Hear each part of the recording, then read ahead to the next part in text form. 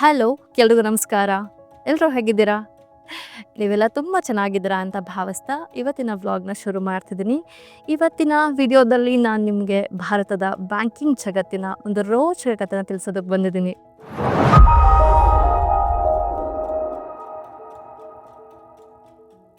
ನೀವೆಲ್ಲರೂ HDFC bank ಬಗ್ಗೆ ಕೇಳಿರ್ಬೋದು ಅಲ್ವಾ?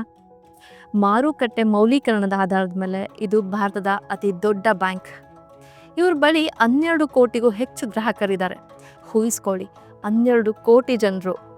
ಮತ್ತು ಕೆಲಸ ಮಾಡೋ ಉದ್ಯೋಗಿಗಳ ಸಂಖ್ಯೆ ಎಷ್ಟು ಗೊತ್ತಾ? ಬರೋಬ್ಬರಿ 1,77,300. ಅಷ್ಟೇ ಅಲ್ಲ, ದೇಶಾದ್ಯಂತ 9,100 ಶಾಖೆಗಳು ಮತ್ತು 21,000 ATMಗಳಿದೆ. ಇದೆಲ್ಲ ಈ ಬ್ಯಾಂಕ್ ಎಷ್ಟು ದೊಡ್ಡದಾಗಿದೆ ಅನ್ನೋದನ್ನು ತೋರಿಸುತ್ತೆ. ಆದರೆ ಈ ದೈತ್ಯ ಬ್ಯಾಂಕನ್ನು ಯಾರು ಶುರು ಮಾಡಿದ್ರು ಅಂತ ನಿಮಗೆ ಗೊತ್ತಾ? ಅವ್ರ ಹೆಸರು ಹಸ್ಮುಖ್ ಭಾಯಿ. ನಂಬೋದಕ್ಕೆ ಕಷ್ಟ ಆಗ್ಬೋದು, ಆದರೆ ಈ ವ್ಯಕ್ತಿ ತಮ್ಮ ಬಾಲ್ಯನ ಒಂದು ಚಿಕ್ಕ ಮನೆಯಲ್ಲಿ ಕಳಿಬೇಕಾಯಿತು. ಬೇಸಿಕ್ ಒಂದು ಸೌಕರ್ಯಗಳು ಕೂಡ ಇಲ್ಲದೆ ಇರೋವಂಥ ಒಂದು ಮನೆ, ಅದರಲ್ಲಿ ಅವರು ಬೆಳೆದ್ರು. ಆದರೆ ಈ ಬಡ ಬಾಲಕ ಜಗತ್ತಿನಲ್ಲೇ ಅತಿ ದೊಡ್ಡ ಬ್ಯಾಂಕ್ಗಳಲ್ಲಿ ಒಂದನ್ನು ಹೇಗೆ ಕಟ್ಟಿದ್ರು ಅನ್ನೋದೇ ಈ ವಿಡಿಯೋದ ಮುಖ್ಯ ವಿಷಯ. ಬನ್ನಿ ಈ ಕಥೆನ ವಿವರವಾಗಿ ತಿಳ್ಕೊಳ್ಳೋಣ. ಹಾಗೆ ವಿಡಿಯೋ ಶುರು ಮಾಡಲಿಕ್ಕೆ ಮುಂಚೆ ಒಂದು ಸಣ್ಣ ವಿಷಯನ ಸ್ಪಷ್ಟಪಡಿಸ್ಬೇಕು.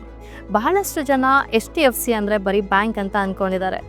ಆದರೆ ನಿಜ ಏನಂದರೆ HDFC ಶುರುವಾದಾಗ ಯಾವುದೇ ಬ್ಯಾಂಕ್ ಆಗಿರಲಿಲ್ಲ, ಅದು ಒಂದು ಹೌಸಿಂಗ್ ಕಂಪ್ನಿ ಆಗಿತ್ತು.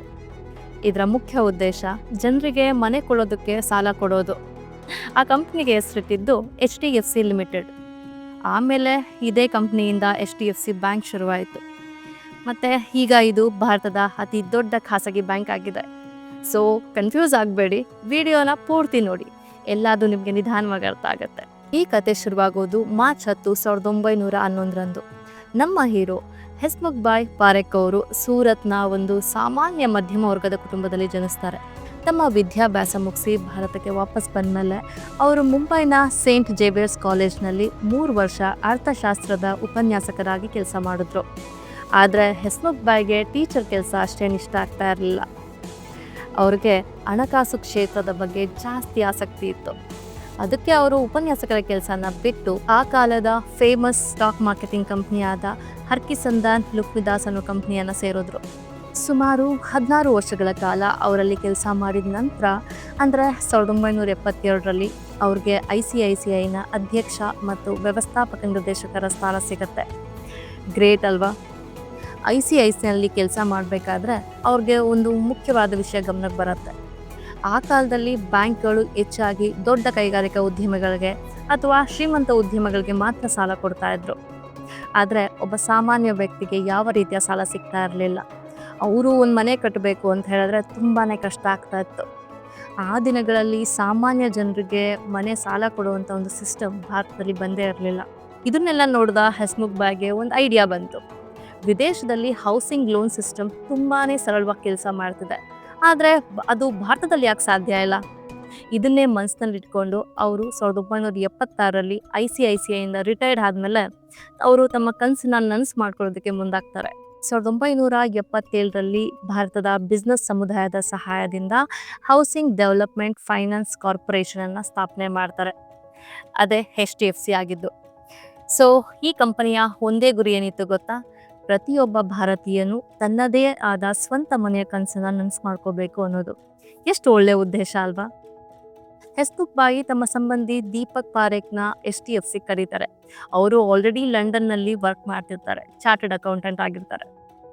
ಆದರೆ ಆ ದಿನಗಳಲ್ಲಿ ಜನರಲ್ಲಿ ಸಾಲ ಅಂತ ಹೇಳಿದ್ರೆ ತುಂಬಾ ಭಯ ಇತ್ತು. ಸಾಲ ಅಂದರೆ ಬಾಧೆ, ಕಷ್ಟ, ಒಂಥರ ಅಪಮಾನ, ಇದೆಲ್ಲ ಅನ್ಕೋತಾ ಇದ್ರು ಜನ. ಈ ಮನೋಭಾವನೆನ ಬದಲಾಯಿಸೋದು ದೀಪಕ್ ಪಾರೇಖ್ಗೆ ತುಂಬಾ ದೊಡ್ಡ ಸವಾಲಾಗಿತ್ತು.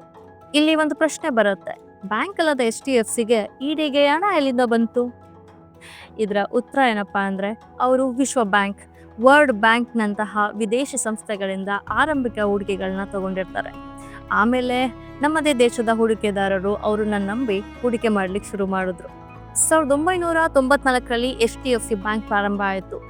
ಆದರೆ HDFC ಲಿಮಿಟೆಡಲ್ಲಿ ಏನು ಸಿಬ್ಬಂದಿಗಳಿದ್ದಾರೆ ಅವ್ರು ಯಾರು ಈ ಹೊಸ ಬ್ಯಾಂಕನ್ನು ನೋಡ್ಕೊಬಾರ್ದು ಅನ್ನೋ ನಿಯಮ ಹಾಕಿದ್ರು. ದೀಪಕ್ ಪಾರೇಖ್ ಕೂಡ ದಿನನಿತ್ಯದ ಆಡಳಿತದಲ್ಲಿ ಇರಬಾರ್ದು ಅನ್ನೋದನ್ನ ನಿರ್ಬಂಧ ಹಾಕಿದ್ರು. ಆಗ ಅವರು ಆದಿತ್ಯ ಪುರಿಯನ್ನ ಈ ಹೊಸ ಬ್ಯಾಂಕಿನ ಸಿಇಒ ಆಗಿ ಆಯ್ಕೆ ಮಾಡ್ತಾರೆ. ಆದಿತ್ಯ ಪುರಿ ಯಾರು ಅಂತ ಹೇಳಿದ್ರೆ, ಇವರು ಆಲ್ರೆಡಿ ಮಲೇಷಿಯಾದಲ್ಲಿರೋ ಸಿಟಿ ಬ್ಯಾಂಕಲ್ಲಿ ಸಿಇಒ ಆಗಿ ಕೆಲಸ ಮಾಡ್ತಾ ಇದ್ರು. ಅವರು ಯಾವ ಬೇಡಿಕೆಯನ್ನು ವಿರುದ್ಧ ಕೆಲಸಕ್ಕೆ ಸೇರ್ಕೋತಾರೆ, ಆದರೆ ತಮ್ಮ ನಿರ್ಧಾರಗಳಲ್ಲಿ ಯಾರು ಹಸ್ತಕ್ಷೇಪ ಮಾಡಬಾರ್ದು ಅನ್ನೋ ಒಂದು ಕಂಡೀಷನ್ ಹಾಕ್ತಾರೆ. ಆದಿತ್ಯ ಪುರಿ ಮತ್ತು ಅವರ ತಂಡದ ಪರಿಶ್ರಮದಿಂದಾಗಿ 1996ರಲ್ಲಿ ಈ ಬ್ಯಾಂಕಿನ ಬ್ಯಾಲೆನ್ಸ್ ಶೀಟ್ 10,000 ಕೋಟಿ ರೂಪಾಯಿಗಳನ್ನ ದಾಟುತ್ತೆ.